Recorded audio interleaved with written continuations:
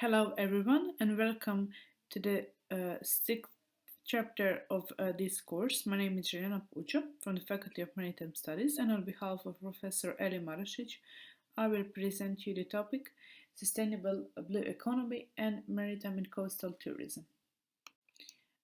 This chapter is divided into 6 parts: the concept of blue economy, the blue growth sectors, sustainable blue economy, the blue economy economic context, the 7 established sectors of the blue economy, and overview of the blue economy by sector. By the end of this chapter, you will be able to understand the concept and the importance of the blue economy, to describe the main sectors in the blue economy, overview of the EU blue economy by sector, to recognize major sustainability problems in the blue economy, to identify environmental factors shaping the blue economy, and finally to understand the importance of the maritime and coastal tourism sector in the blue economy.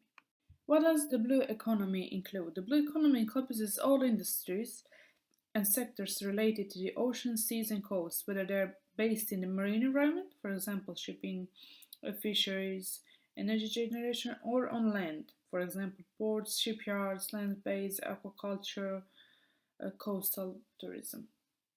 The concept of blue economy is a pivotal component of global economies. The blue economy contributes 2.5% of the global GDP and employs an estimated 1.5% of the global workforce. Here we have a working definition of a sustainable blue economy. A sustainable blue economy promotes economic growth, social inclusion, and improved livelihoods while ensuring the environmental sustainability of the natural capital of the oceans and seas. There is a difference between marine-based activities and marine-related activities. Marine-based activities include activities undertaken in the ocean, sea, and coastal areas such as marine living resources, marine non-living resources, marine renewable energy, desalination, maritime transport, and coastal tourism.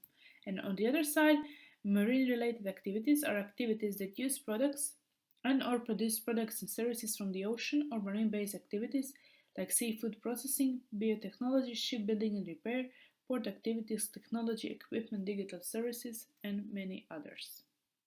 According to the most recent figures by the 2020 Blue Economy Report, the EU blue economy directly employed close to 4.5 million people and generated around 615 billion euros in turnover and 176 billion in gross value added in 2018.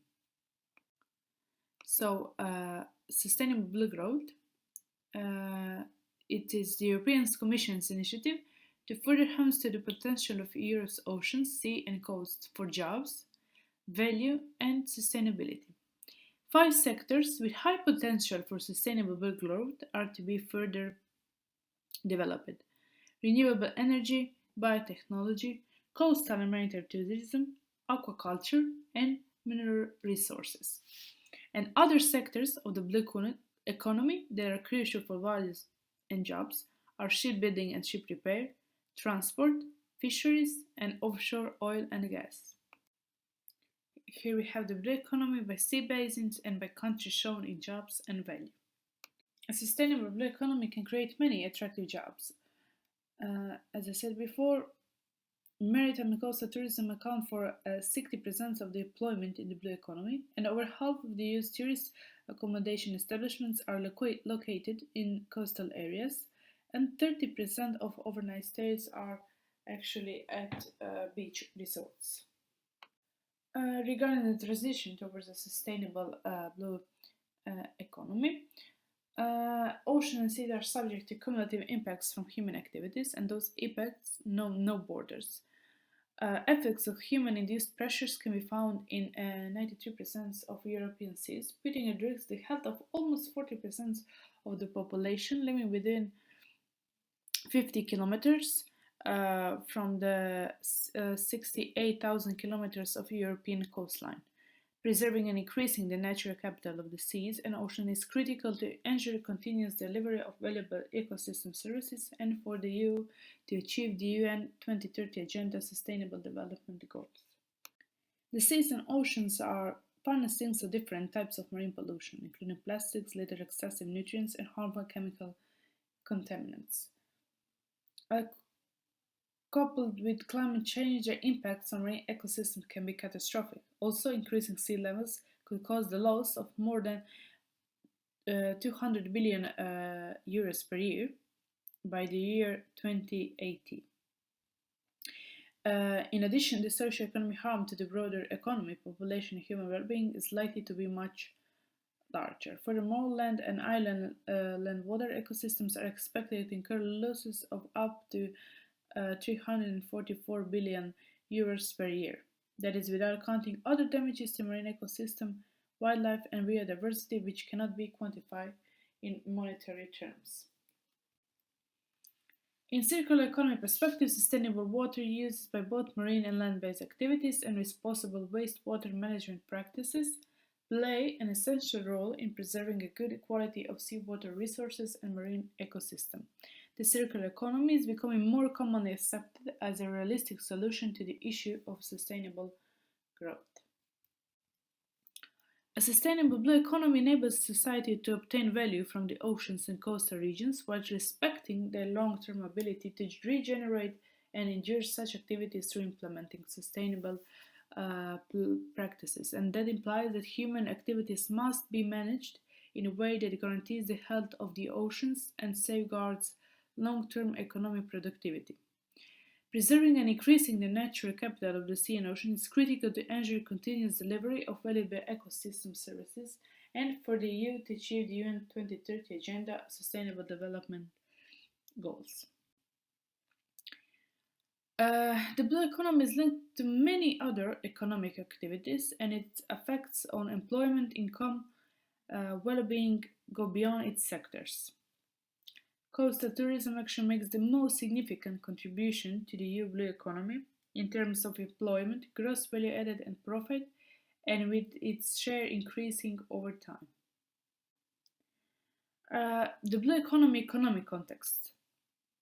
As we can see in this figure, the gross domestic product of the EU was estimated at 14,015 billion euro and employment at 193.6 million people in 2019.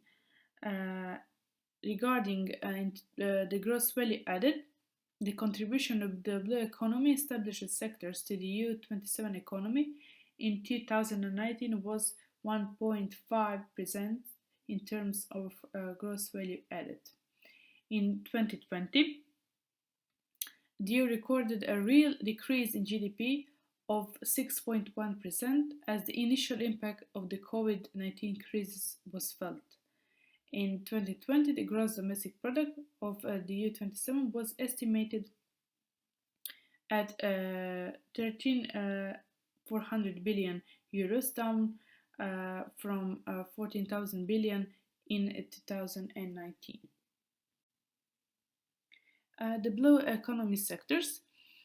Traditional blue economy industries, known as the established sectors, are marine living resources, marine non-living resources, marine renewable energy, shipbuilding and repair, marine transport, and coastal tourism. Sectors such as coastal tourism, shipbuilding, or marine living resources create jobs that are not directly attributed by national statistics to the established or emerging blue economy sectors.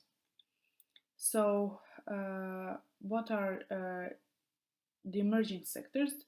Ocean energy, blue bioeconomy and biotechnology, desalination, maritime defense, security and surveillance, research and education, and infrastructure, for example, submarine cables, robotics, and others.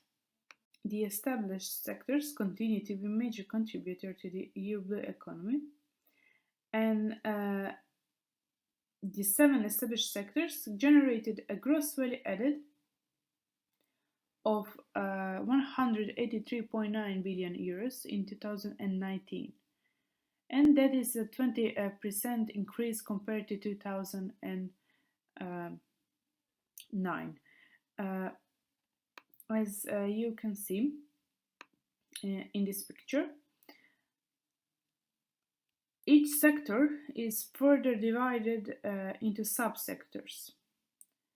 So, as we mentioned in the last chapter, coastal tourism is divided into accommodation, transport, and other expenditure.